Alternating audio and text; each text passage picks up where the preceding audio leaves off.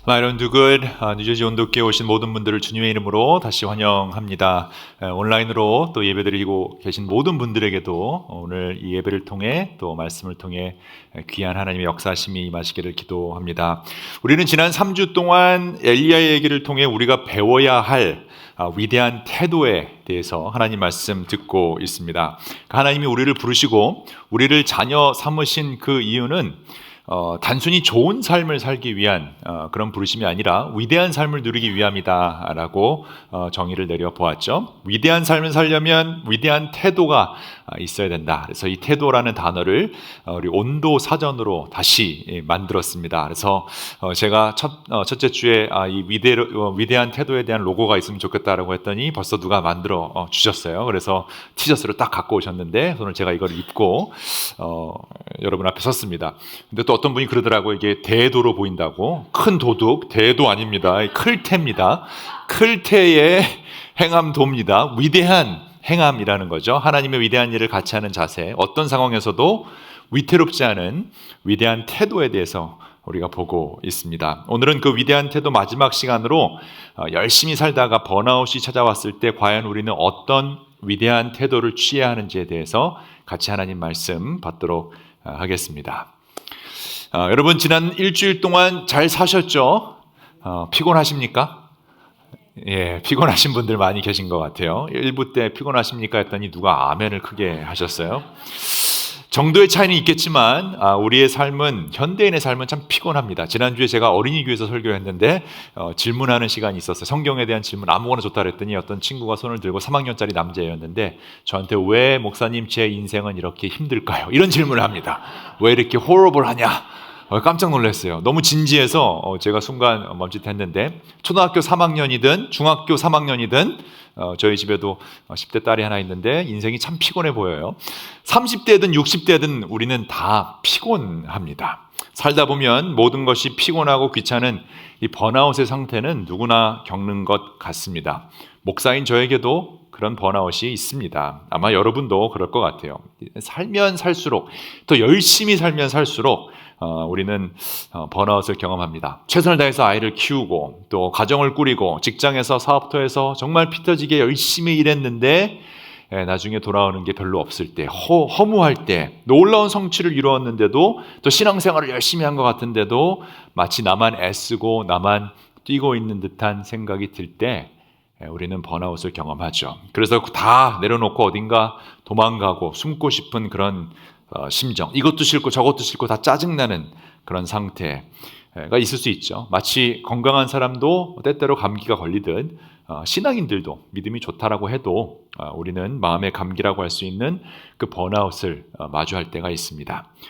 세계보건기구인 WHO는 이 번아웃을 만성적인 직업 관련 스트레스로 인한 증상으로 정의하면서 공식적인 메디컬 컨디션은 아니지만 심각할 수 있는 문제라고 이야기를 합니다. 그리고 어떻게 그러면 내가 번아웃을 지금 경험하고 있는지 아닌지를 알 수 있느냐, 세 가지 단계로 해놨는데 이 세 가지가 다 있으면 지금 번아웃이라는 거예요. 첫 번째는 이제 소진, exhaustion, 너무 에너지가 다 고갈된 상태, 힘든 거죠. 아무것도 하기 싫은 상태. 그다음에 냉소주의, 그러다 보면 자꾸 시니컬하게 다른 사람을 깔보고 말을 툭툭 던지고 배우자에게도 상처 주는 그런 말을 할 때, 그리고 무기력감이죠. 나는 아무것도 할 수 없을 것 같다, 그냥 침대에만 눕고 싶다라고 할 때 우리는 탈진, 번아웃이 왔다라고 할 수 있습니다.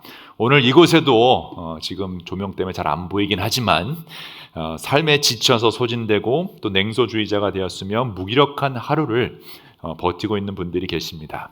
근데 그 누구보다도 지금 이 탈진한 상태, 번아웃의 상태를 잘 보여주고 있는 인물이 있다면 바로 오늘 말씀에 나오는 엘리야입니다. 엘리야는요, 오늘 19장 4절을 보니까 홀로 광야길을 가서 하룻길을 더 들어가며 로뎀나무 아래에 가서 거기에 앉아 죽기를 간청했다라고 합니다. 그러면서 이런 기도를 드려요. 주님, 이제는 더 바랄 것이 없습니다. 입맛이 없다라는 거죠. 하고 싶은 것도 없고 완전히 탈진된 상태입니다. 나의 목숨을 거두어 달라. 자살 충동이 일어나고 있죠. 그리고 나는 내 조상보다 조금 더 나을 것이 없다. 시니컬하게 표현을 하죠. 그런 다음에 로뎀나무 아래에 누워서 잠이 듭니다. 아무 데서나 피식피식 쓰러져 잠이 드는 거죠. 엘리야의 떨리는 그 기도 음성에 극심한 육체적, 정신적, 신앙적 피로감, 또 부정적 태도, 자신의 능력에 대한 무기력감을 우리는 봅니다. 엘리야에게 번아웃이 왔나 봅니다. 그런데 이게 좀 이해가 안 됩니다. 왜냐하면 우리가 엘리야 그러면 능력의 선지자, 하늘에서 불이 떨어지게 만든 놀라운 자신감 충만하고 마치 성공한 사람처럼 보이는 예언자 중에 하나가 엘리야이기 때문이죠.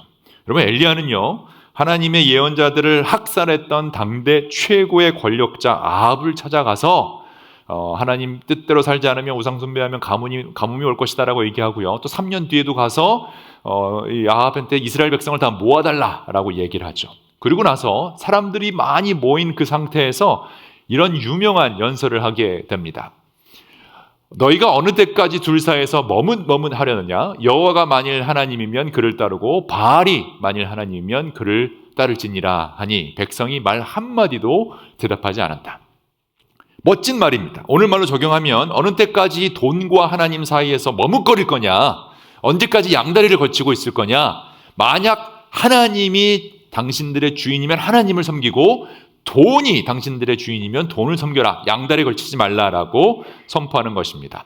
이걸 교회 예배 시간에 크리스찬들 모아놓고 한 이야기가 아닙니다. 바알을 우상으로 섬기고 최고 권력자라고 하는 그 아합 앞에서 이걸 선포하는데, 오늘날로 비유를 해보자면 어떤 상황이냐면 이 경주 에이펙 경주 포럼에 가서 시진핑과 트럼프를 두고 그렇게 얘기하는 거예요. 돈이 너의 주인이면 돈을 섬기고 하나님이 하나님이면 하나님을 섬겨라라고 선포하는 상황이죠. 그러니까 얼마나 대단한 사람이에요. 그리고 나서 바알 예언자들과 450대 1로 싸워서 이긴 사람이죠. 자신 있게 제단을 2개 쌓으라 그러고 하나는 바알 선지자들 보고 불을 내려오게 한번 해봐라. 아무리 기도를 하고 음악을 부르고 몸에 칼을 그으면서 해도 전혀 불이 내려오지 않죠. 근데 엘리야는 어떻게 합니까? 무너진 제단을 다시 쌓고 거기에 물을 부으라고 합니다. 3번 부어라. 아예 또랑이 생길 만큼. 그러니까 누가 장난으로 뒤에서 불 붙이지 못하게끔 한다라는 거죠. 확실하게 태우려고. 그러고 나서 하나님께 기도하자 불이 내려와서 그 번제를 다 태우고 이 또랑이 있는 물까지 다 태웠다라고 합니다.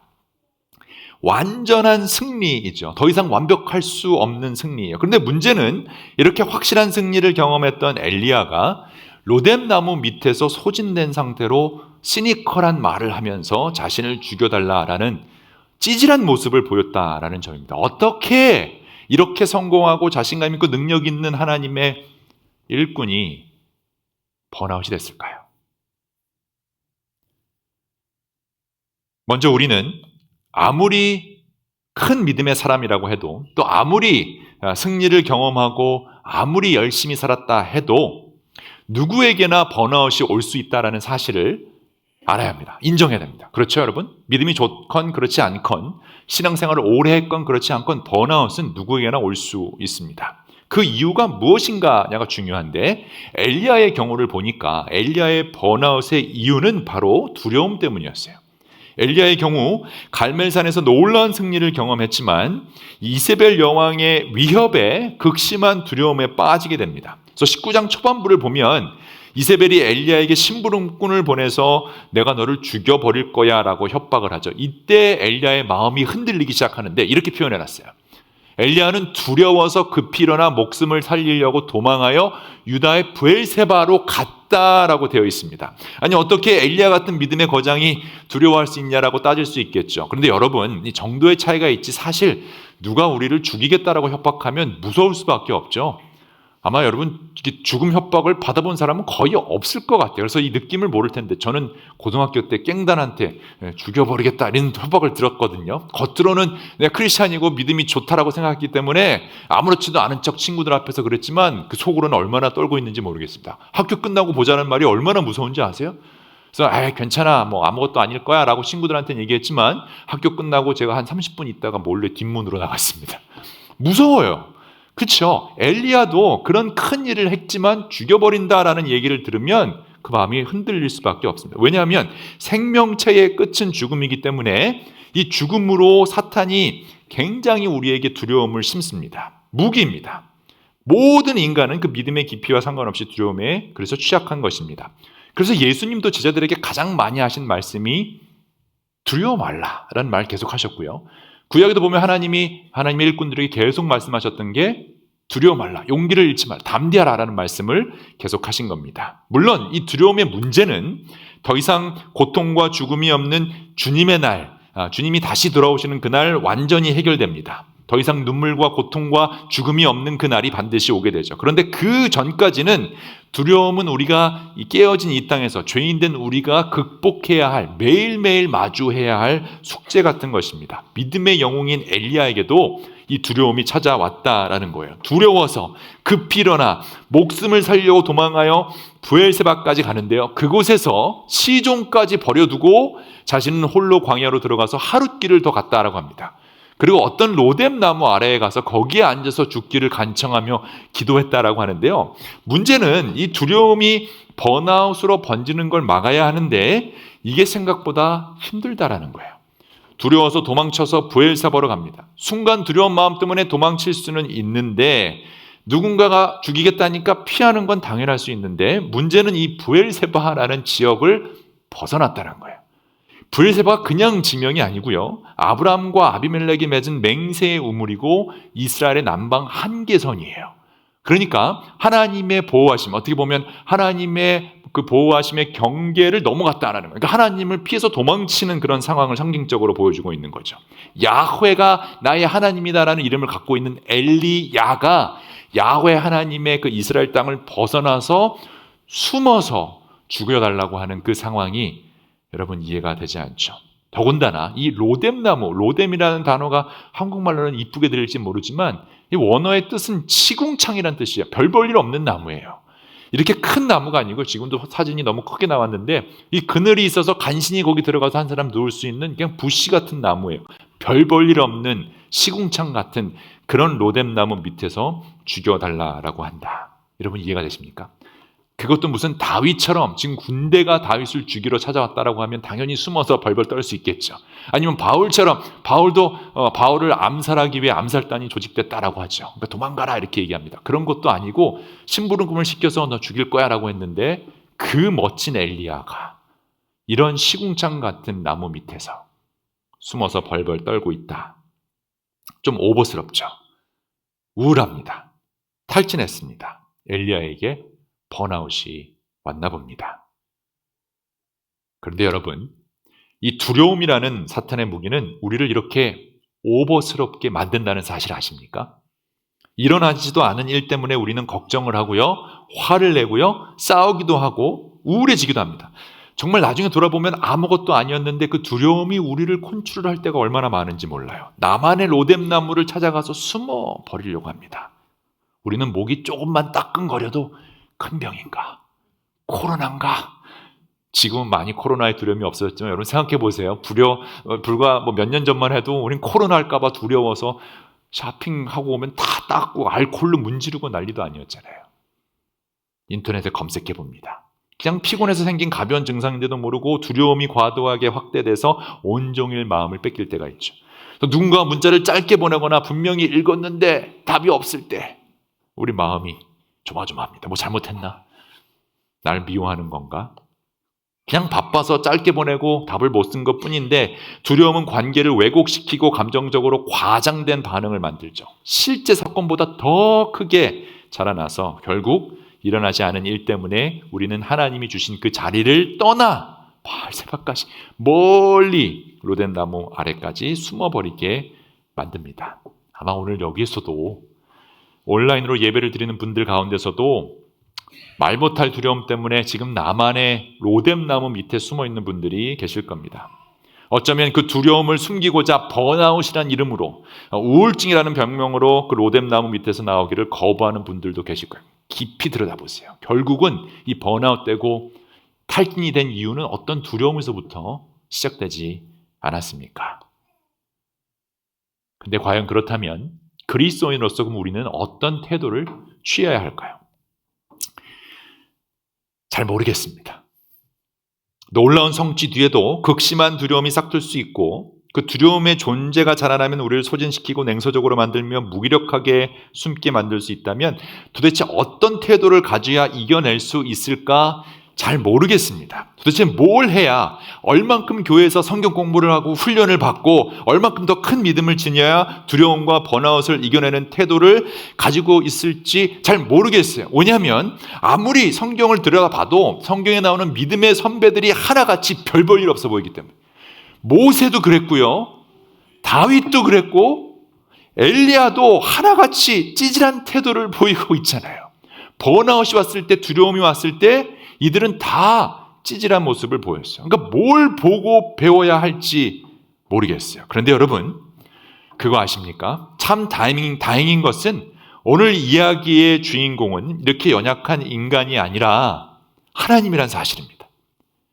엘리야의 이야기는요, 어떻게 엘리야가 되었느냐가 아니라 어떻게 하나님이 엘리야를 만들어 가셨는지의 이야기. 다시 말하면 우리는 성경을 읽을 때, 설교를 들을 때도 마찬가지고요, 그 이야기의 주인공이 하나님이란 사실을 결코 잊어서는 안 됩니다. 성경은 하나님 이야기입니다. 하나님은 어떤 위대한 태도로 번아웃의 엘리야를 대하는지가 더 중요한 포인트라는 거예요. 아무에게도 말 못할 두려움을 통해 번아웃 신드롬이 온 엘리야는 아마도 로뎀 나무 밑에서 신세 한탄의 노래를 불렀을 거예요. 그리고 우리가 집중해야 될 포인트는 그런 한심한 엘리야를 하나님이 어떻게 대했는지. 그러니까 어떻게 보면 이 위대한 태도는 위대하신 하나님이 우리를 어떻게 했는지를 바라보는 게 더 중요한 일인지도 모르겠습니다.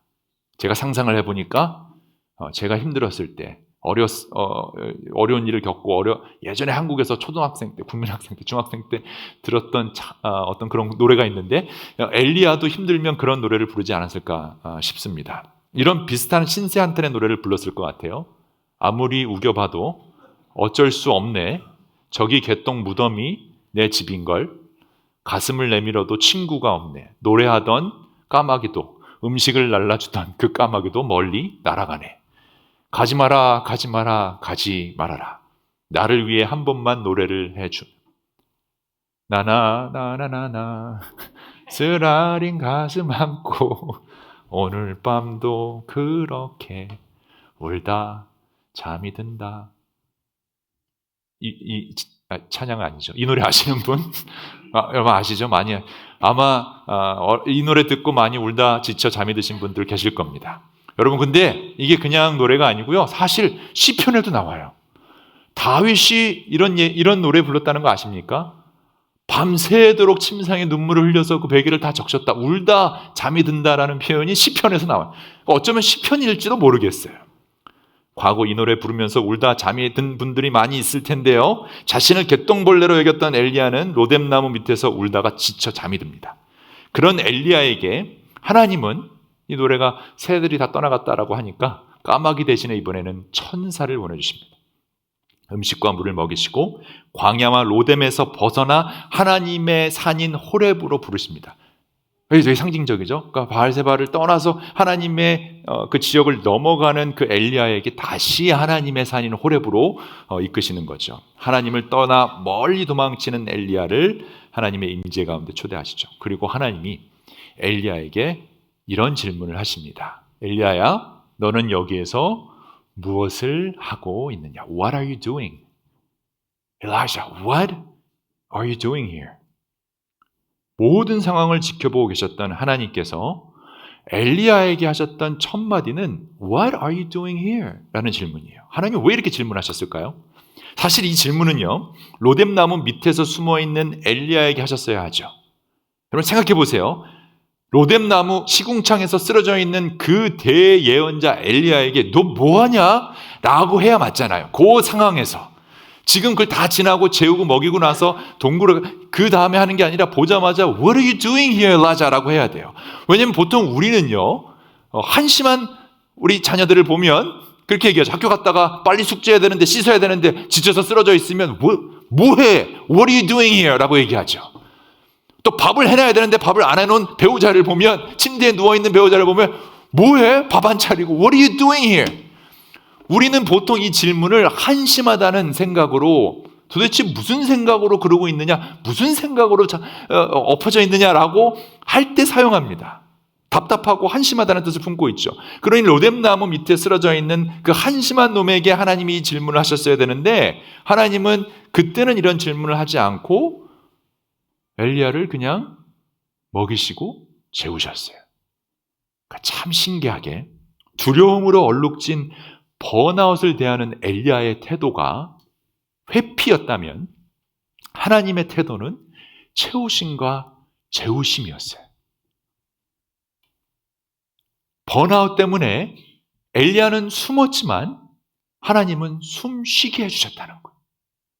숨 막히는 이 세상에서 숨이 막혀서 숨어있는 엘리야에게 숨을 쉬게 해주세요. 저는 이런 하나님이 너무 좋아요. 이런 하나님을 저는 믿는 게 너무 자랑스럽고 이런 하나님을 증거하는 것이 너무 신나요. 여러분 이런 하나님을 꼭 만나시길 바랍니다. 하나님은 엘리야를 책망하지 않으셨고요. 여러분을 책망하지 않으세요. 먼저 잠과 음식을 주셨어요. 개똥벌레 노래를 하며 원망할 때 너는 왜 그거밖에 안 되냐? 왜 그딴 노래를 부르냐? 왜 그렇게 쓰러져 있느냐? 일어나라 하고 하시지 않으셨어요. 책망하지 않으셨어요. 판단하지 않으셨어요. 우리의 번아웃은 죄의 문제가 아니라 두려움으로 고갈되어 버린 에너지의 문제일 수 있기 때문이에요. 아니 설령 죄의 문제라 할지라도 우리의 연약함을 아시는 하나님은 번아웃 때문에 우리를 책망하시지 않는다는 사실을 여러분 기억하셔야 돼요. 하나님도 책망하지 않는데 우리가 누구라고 번아웃된 나의 배우자를, 나의 자녀를, 내 주위에 있는 사람들을 책망할 수 있을까요? 또한 그 누구도 여러분이 번아웃에 빠져 있다고 해서 지금 힘들다고 해서 여러분 또한 왜 그리스도인이 그렇게 사냐라고 책망할 수 없다라는 사실도 우리가 깨달아야 합니다. 지쳐서 숨은 사람들은 숨 쉴 수 있게 해주는 것이 먼저입니다. 엘리야는 잠을 자고 음식을 먹고 하나님이 충분히 엘리야를 쉬게 한 다음에는 40일 순례길을 걸어 하나님 앞으로 나아갑니다. 내년 4월에 저도 여러분에게 먹여주고 재워주고 산티아고 순례길을 걸을 수 있는 기회를 드릴 테니 번아웃된 모든 분들은 우리 같이 한번 걷기를 원합니다. 그리고 엘리야에게 이렇게 물으시죠. What are you doing here? 이 정도까지 했으면 엘리야가 진솔한 회개와 헌신의 기도를 드려야 하는 성경 이야기가 나와야 멋있어 보입니다. 제가 만약에 이 스토리의 저자였다면 여기서 엘리야는 하나님의 보호하심과 배려하심에 감동해서 이렇게 고백했다라고 할 것 같아요. 주님, 제가 죄를 지었습니다. 죄인으로서이다. 두려움의 노예가 되었습니다. 까마귀가 가르쳐준 음식을 먹고 놀라운 불의 기적을 체험했던 제가 잠시 두려워서 도망치고 번아웃이 됐습니다. 저를 용서하여 주시고 저를 크게 사용하여 주시옵소서. 그러자 하늘에서 불마차가 내려서 하나님이 엘리야를 그래 잘했다 착하고忠心된 종아라고 하며 휩쓸어서 하늘로 데리고 올라가셨습니다. 할렐루야. 이렇게 해야 제가 여러분도 엘리야처럼 살아야 하나님의 불마차를 내려주시고 그 불마차를 타고 천국에 올라가실 겁니다. 할렐루야. 이렇게 설교할 수 있을 거예요. 그런데 그렇게 안 돼 있죠. 성경에는. 그렇게 하지 말라라고 그렇게 하신 것 같아요. 이 모든 하나님의 채우심과 쉼을 경험하고 하나님의 음성까지 직접 들은 엘리야를 갑자기 엘리야가 확 변해서 이렇게 된 것이 아니라 너무 현실적으로 이런 상황에서 하나님이 다 채워주시고 뭐하냐라고 했는데 엘리야의 답은 영 이상합니다. 엘리야가 대답합니다. 나는 이제까지 주 만군의 하나님만 열정적으로 섬겼습니다. 그러나 이스라엘 자손은 주님과 맺은 언약을 버리고 주님의 제단을 헐었으며 주님의 예언자들을 칼로 쳐 죽였습니다. 이제 나만 홀로 남아있는데 그들은 내 목숨마저도 없애려고 찾고 있습니다. 제가 제일 싫어하는 부류 중에 하나가 질문했는데 답을 안 하고 자꾸 변명하는 사람들. 우리 교회는 없습니다. 시험 들으시면 안 돼요. 저희 집에 한 녀석이 있는데 왜 숙제 안 해? 라고 하면 숙제했어? Yes, No를 대답해야 되는데 엉뚱한 얘기를 해요. 뭐 학교에서는 근데 지금 피곤해서 뭐 어쩌고저쩌고. 아니 그러니까 숙제를 했냐고. It's yes or no question. Say yes or no first. 아니 학교에서 뭐가 있었는데 지금 뭐 이렇게 엘리야가 지금 What are you doing here? 그러면 내가 지금 여기 뭐 있다고 얘기를 하면 되잖아요. What are you doing? 엉뚱한 답을 하고 있어요. 왜 하나님이 사랑에 대한 데피니션을 사랑은 언제나 오래 참고를 얻는지 알 수 있는 대목이죠. What are you doing? 이라는 질문에 엘리야는 변명해요. 주님을 열심히 섬겼는데, 열심히 살았는데, 에너지 넘치는 삶이었는데 왜 이런 일이 일어나는 걸까요? 하나님 나한테 왜 이러세요? 자신의 열심에 대한 인정을 요구하는, 그렇죠? 내가 열심히 섬겼는데, 내가 이렇게 했는데 지금 나를 죽이려고 한다. 나의 열심에 대해 변명하는 엘리야에게 하나님은 하나님의 열심을 보여주십니다. 주님께서 말씀하셨다. 이제 곧 나 주가 지나갈 것이니 너는 나가서 산 위에 주 앞에 서 있어라. 크고 강한 바람이 주님 앞에서 산을 쪼개고 바위를 부수었으나 그 바람 속에는 주님께서 계시지 않았다. 그 바람이 지나간 뒤에 지진이 일어났지만 지진 속에도 주님이 계시지 않았다. 지진이 지나가고 난 뒤에 불이 났지만 그 불 속에도 주님께서 계시지 않았다. 그 불이 난 후에 부드럽고 조용한 소리가 영어로 보면 After the fire came a gentle whisper. 이렇게 했어요. Gentle whisper. 엘리야는 그 소리를 듣고 외투자락으로 얼굴을 감싸고 나가서 동굴 어귀에 섰죠. 그리고 다시 한번 하나님이 또 질문을 하시죠. 엘리야야, What are you doing here? 너는 여기서 무엇을 하고 있느냐? 엘리야는 두 번째 질문에 뭐라고 대답했을까요? 처음과 토시 하나 바뀌지 않고 똑같이 변명합니다. 사람은 잘 변하지 않는다는 게 정설인 것 같습니다. 14절 엘리야가 대답하죠. 나는 이제까지 주님의 마음과 열정을 섬겼습니다. 그러나 이스라엘 자손이 이렇게 해서 주님의 예는 죽였는데 나만 홀로 남았는데 cut and paste 한 것처럼 그냥 똑같이 He still doesn't get it. 하나님이 이렇게까지 하시는데 또 변명하고 또 내 열심 얘기하죠. 성경 인물들을 보면요. 특히 이스라엘 사람들을 보면 정말 징합니다. 확실한 건 저는 그래서 여러분에게 우리는 엘리야처럼 살아야 한다라고 설교할 수 없다라는 거예요.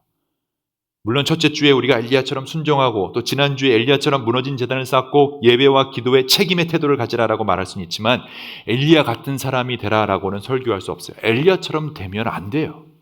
그런데 여러분, 저는 지금 엘리야를 전하기 위해 이 자리에 서 있는 것이 아니라 그런 엘리야를 사랑하사 죽기까지 사랑하신 하나님, 아니 그 엘리야보다도 못한 여러분과 저를 사랑하사 죽기까지 사랑하신 그 하나님을 증거하기 위해 이 자리에 서 있습니다. 그 하나님께서 위대한 사랑으로 우리를 구원해 주시고 오늘 이 자리에 있는 또 온라인으로 함께하는 모든 분들에게 동일한 질문을 지금 하고 계세요. What are you doing here? What are you doing here? 사랑하는 여러분, 하나님은 이 질문을 통해 여러분과 저를 관계와 진리의 자리로 부르시기를 원해요. 하나님은 이미 엘리야의 사정을 다 알고 계시죠.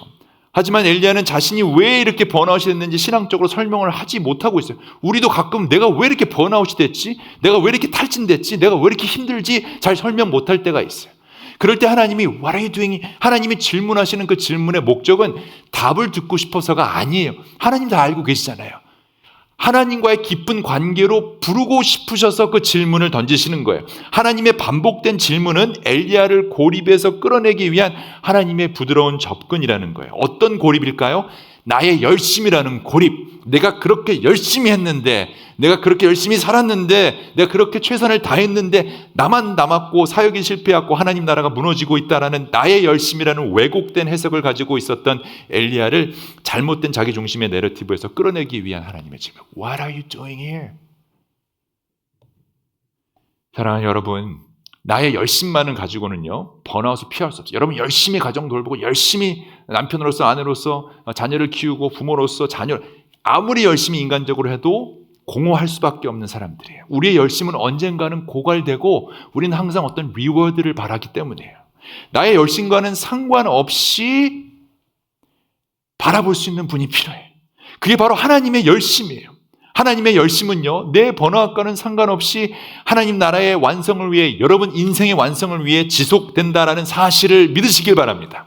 그러니까 나의 열심이 중요한 것이 아니라 하나님의 열심이 중요해요. 왜냐하면 그 하나님의 열심만이 지금 로뎀나무에 쓰러져 있는 여러분을 다시 세우신다라는 진리를 우리에게 선포하기 때문이에요.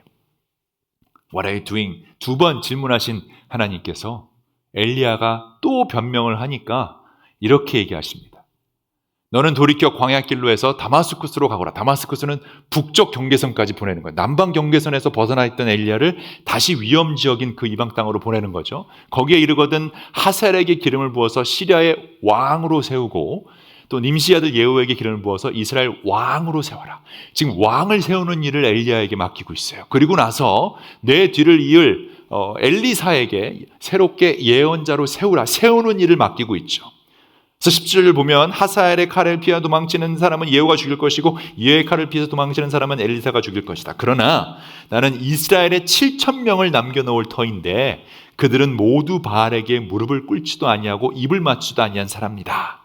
번아웃된 엘리야를 먼저 먹이시고 재우시고 부드러운 세심한 음성으로 질문하시는 하나님이 이제 엘리야에게 새로운 사명으로 도전하십니다. 하나님의 명령은 단순한 지시가 아니라 악은 심판될 것이고 하나님 나라는 새로운 리더가 세워질 것이고 하나님 나라의 백성은 결코 무너지지 않으며 너는 혼자가 아니다라는 메시지를 분명히 선언하고 계세요. 그러니까 하나님의 열심은 엘리야 개인의 좌절보다 훨씬 크다라는 사실을 알려주시고 있는 거예요. 여러분의 좌절보다, 여러분의 번아웃보다, 힘듦보다 하나님의 열심은 훨씬 크다, 훨씬 위대하다는 사실을 우리가 기억해야 돼요. 하나님의 일은 번아웃된 한 명의 예언자에게 달려있지 않다는 7,000명이나 줄을 서서 대기하고 있다는 이 사실은 여러분 우리 없어도 된다는 거예요. 여러분 없어도 되고 저 없어도 돼요. 그런데 하나님이 없어도 되는 여러분과 저를 이 자리에 부르시고 먹이시고 재우시고 하나님의 호렙산으로 부르셔서 What are you doing here? 라고 선포하십니다. 그리고 나서 숨어있는 엘리야를 품어주시고 사명으로 부르신 하나님은 너의 사명이 아직 끝나지 않았다라는 선언으로 도전하십니다. 그러니까 What are you doing here? 라는 질문은 결국 Your calling is not finished 라는 거랑 똑같아요. Same thing to you too. What are you doing here? 여기 여러분 뭐하러 오셨죠? 하나님이 이 음성을 들려주신다면 Your work, Your ministry, Your calling is not finished. 아직 끝나지 않았어요. 지금 번아웃의 늪에 빠져있는 여러분에게 하나님은 새로운 사명을 주고 싶어 하십니다. 왜냐하면 여러분의 사명도 끝나지 않았기 때문이고 하나님은 끝까지 여러분들을 사용하셔서 하나님 나라를 이루어 가실 것이기 때문입니다. 그렇다면 과연 번아웃을 대하는 우리의 태도는 어떻게 달라져야 할까요? 말씀을 마치겠습니다. 번아웃을 대하는 우리의 태도가 로뎀 나무였다면 여러분 괜찮습니다. 여러분이 하셔야 할 일은 하나님의 채우심과 그 재우심을 경험하는 것입니다. 지쳐 숨어있는 우리를 숨쉬게 해주시는 분이 하나님이십니다. 그런데 우리가 잊지 말아야 할 것은 위대하신 하나님은 하나님 나라의 일을 하기 위해 여러분 필요 없고 저도 필요 없다라는 거예요. 바알에게 무릎 꿇지 않은 7,000명의 대기자들이 있다라는 것은 내가 혼자가 아니다라는 뜻도 있지만 우리 없어도 된다는 거예요. 그러니까 여러분 우리가 그렇게 대단한 사람들이 아니에요. 근데 더 잊지 말아야 할 진리는요, 분명 나는 엘리야보다도 못하고 나보다 훨씬 믿음 좋고 능력 좋은 대기자가 7,000명이나 되는데도 불구하고 여전히 하나님은 로뎀 나무 밑에 여러분 침대에 여러분 방구석에 쓰러져 있는 그런 여러분을 찾아가셔서 여러분을 먹이시고 질책하지 않으시고 그냥 쉬게 놔둔 다음에 이렇게 질문하신다는 거예요. What are you doing here? Your calling is not finished. 내가 힘들어 죽고 싶은데 다 포기하고 싶은데 내가 쓰러진 그곳에서 천사를 보내 나를 먹이시고 재우십니다. 그리고 우리를 사명의 자리로 인도하세요. 그러니까 내가 자꾸 숨고 싶은데 하나님은 자꾸 품어주신다는 사실을 잊지 말아야 돼요. 나는 자꾸 숨으려고 할 때마다 하나님이 자꾸 품고 계신다는 사실을 잊지 않으려면 여러분 이거를 우리가 사자성어로 기억해야 되잖아요. 그래서 제가 오랜만에 사자성어를 만들었어요. 나는 자꾸 숨고 싶은데 하나님은 자꾸 품으신다. 나숨 하품, 나숨 하품. 여러분 피곤해서 하품을 할 때마다 기억하세요. 여러분 자꾸 숨고 싶을 때마다 하나님이 여러분을 품고 계신다라는 사실. 나숨 하품. 또 주위에 그런 분들이 계시면 뭐 왜 이렇게 연약하냐, 가서 뭐 운동해라, 뭐 잔소리하지 말고 너숨 하품 그러세요. 너는 숨고 싶어도 하나님은 품어주실 거야. 품어주는 게 먼저잖아요. 그리고 폭풍우와 지진처럼 어마어마한 사건을 보여주시면서 하나님은 그것보다 중요한 것은 하나님의 세심한 음성, 하나님과의 관계라는 것을 오늘 여러분과 저에게 알려주시고 싶어 하십니다. 하나님이 바라시는 것은요, 그 세심한 음성에 반응하는 거예요. 권력자 앞에서 진리를 선포하고 불이 내려오게 하고 바알 우상을 때려 없애고 내가 지금 하고자 하는 이 모든 일을 잘하는 것도 중요하지만 거기에 하나님의 임재하심이 없다면 아무 소용이 없다는 거예요. 하나님이 원하시는 것은 하나님과의 진솔한 대화, 부드럽고 조용한 gentle whisper, 그거에 반응하는 거예요. 그러니까 우리가 지녀야 할 가장 위대한 태도는 하나님의 세심한 음성에 귀를 기울이는 거예요. 그래서 번아웃으로 숨어 있을 때 나를 품어주시는 하나님을 만나게 되는 거예요. 나숨, 하품. 그러므로 저는 여러분에게 숨지 말라라고 도전하지 않아요. 도망치지 말라라고도 할 수 없어요. 도망치려면 도망쳐 보세요. 숨고 싶으면 숨어 보세요. 너숨, 하품. 숨더라도 도망치더라도 근데 한 가지를 기억하셔야 되는데 그것은 하나님 음성에 귀 기울인 일, 그리고 하나님이 What are you doing here? 라는 생각을, 음성을 들려주신다면 무슨 말이든 하세요. 정답이 아니어도 괜찮아요. 직접 음성을 듣는 엘리야도 헛소리 했잖아요. 괜찮아요. 잡담이든 멋진 신앙 고백이 아니어든 투덜거림도 변명도 짜증도 괜찮아요. 숨어있는 여러분을 품어주시는 분 안에서 투덜거림이 너무 중요해요.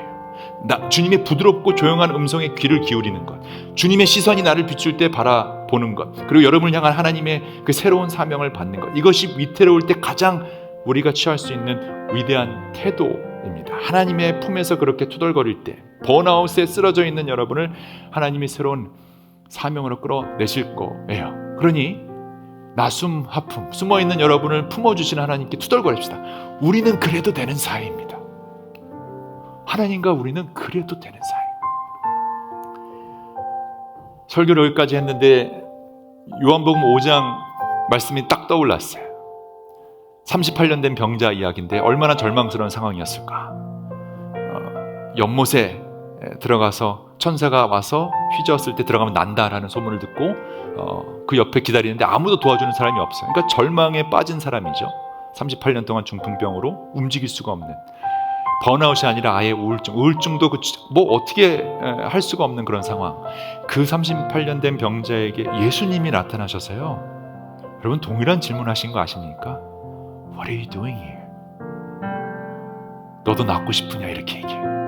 그랬더니 그 38년 된 병자가 뭐라 그러시는지 아세요? 그냥 저 같으면 네! 이렇게 하면 되잖아요. 왜 묻는 말에 질문을 그렇게 답을 안 하는지 모르겠어요. 낫고 싶으냐라고 물어보니까 아니 내가 여기서 38년 동안 누워있는데 가려고 그러면 다른 사람이 먼저 들어가가지고 내가 먼저 낫고 싶냐고. 아니 예수님 그냥 내가 근데 예수님이 그 말을 들으시고도 일어나라 이렇게 얘기하세요. 일어나 내 자리를 걷고 가라. 하나님의 치유하심이 일어나죠. 그러니까 여러분 괜찮아요. 저는 여러분을 무슨 300인의 용사를 만들기 위해 온도교회를 만들지 않았어요. 근데 제가 너무나 사랑하는 이 하나님을 전하기 위해 이 자리에 모였습니다. 여러분 힘들 때 괜찮아요. 숨어보세요. 하나님 품어주실 거예요. 그리고 잊지 말아야 할 것은 그 하나님 품에서 투덜거리세요. 멋진 신앙 고백이 아니더라도, 멋진 간증이 없더라도 하나님이 What are you doing? 낫고 싶으냐라고 할 때 투덜거리세요. 그러면 하나님이 여러분에게 새로운 사명으로 일어나라, 걸어가라 라고 명하실 겁니다. 우리는 그때 하나님의 사명으로 새로운 사람이 될 것입니다. 어쩌면 이것이 하나님을 향한 가장 위대한 태도, 자녀들이 보여줄 수 있는 태도가 아닐까 싶습니다. 그런 자녀들의 위대한 투덜거림의 태도를 지니신 여러분 되시기를 주님의 이름으로 축원합니다. 오늘 설교 이 시리즈 마지막은요, 이 찬양으로 마무리하고 싶은데요, 오늘은 그냥 듣는 찬양이었으면 좋겠어요. 물론 같이 부르고 싶은 분들은 부르셔도 좋지만 제가 특별히 특성으로 부탁드렸어요. 이 찬양을 들으면서 여러분 기도하시고 하나님의 그 세심한 부드러운 음성을 들었으면 좋겠어요. 그 gentle whisper. 그리고 하나님 오늘 여러분에게 What are you doing here? 라는 질문을 했을 때 여러분 힘든 거 다 내려놓고 투덜거리시는 기도 드리시는 후에 축도로 마치도록 하겠습니다. 우리 같이 찬양 듣겠습니다.